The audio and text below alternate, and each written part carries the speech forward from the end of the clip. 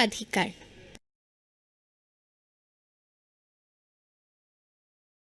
১.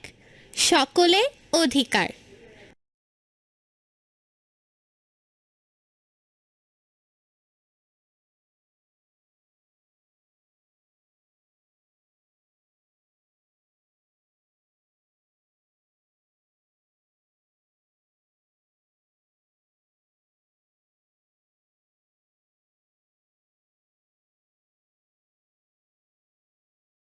জাতিসংঘ 1948 সালের 10 ডিসেম্বর মানুষের অধিকারকে স্বীকৃতি দিয়ে অনুমোদন করেছে মানবাধিকার সার্বজনীন ঘোষণাপত্র। এ ঘোষণাপত্র অনুযায়ী জাতি, ধর্ম, বর্ণ, বয়স, নারী, পুরুষ, আর্থিক অবস্থা ভেদে বিশ্বের সব দেশের সকল মানুষের এই অধিকারগুলো আছে।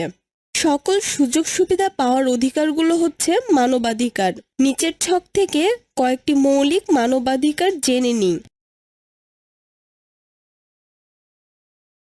মানুষ জন্মগতভাবে স্বাধীন, স্বাধীনভাবে চলাফেরা করার অধিকার, সমাজে সবার সমান মর্যাদা ও অধিকার, শিক্ষা গ্রহণের অধিকার, প্রত্যেকের নিরাপত্তা লাভের অধিকার, নির্যাতন ও অত্যাচার থেকে নিজেকে রক্ষা করার অধিকার, বিনা কারণে গ্রেপ্তার ও আটক না হওয়ার অধিকার। আইনের চোখে সমতা, সবার ন্যায্য মজুরি পাওয়ার অধিকার, ন্যায় বিচার পাওয়ার অধিকার, সম্পত্তি ভোগ এবং সংরক্ষণের অধিকার, নিজ নিজ ধর্ম পালনের অধিকার, নিজের চিন্তা ও মত প্রকাশের অধিকার, নারী পুরুষ সমান অধিকার। আমরা সবার মানবাধিকার রক্ষায় কাজ করব এবং এ বিষয়ে সকলকে সচেতন করব। কেউ কোনো মানবাধিকার বিরোধী কাজ করলে প্রয়োজনে প্রতিবাদ করব। এসো বলি। অধিকার আদায়ের বিষয়ে নিচের প্রশ্নগুলোর উত্তর শিক্ষকের সহায়তায় আলোচনা করো। সরকার কি করতে পারে? সমাজ কি করতে পারে? মানুষ কি করতে পারে? তুমি কি করতে পারো? এসো লিখি। একটি অধিকার বেছে নাও এবং এ অধিকারটি কেন গুরুত্বপূর্ণ তা বর্ণনা করো। কাজটি জোড়াই করো।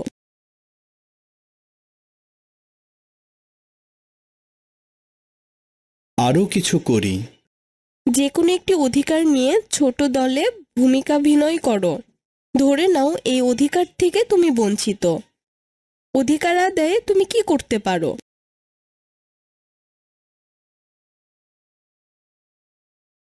যাচাই করি। সঠিক উত্তরের পাশে টিক চিহ্ন দাও। স্বাধীনভাবে চলাফেরার অধিকার কোনটি? ক. মানব পাচার। খ.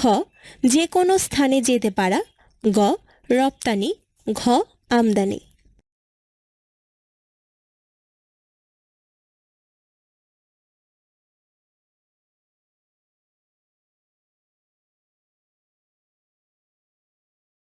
খালি ঘর পূরণ করো।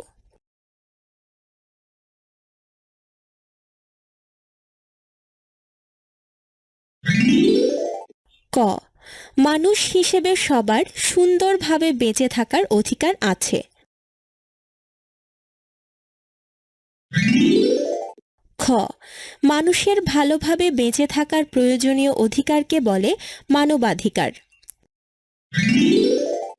গ. সব মানুষের নিজ নিজ ধর্ম পালনের অধিকার আছে। ঘ. জাতিসংঘ মানবাধিকার সার্বজনীন ঘোষণাপত্র অনুমোদন করেছে 1948 সালে।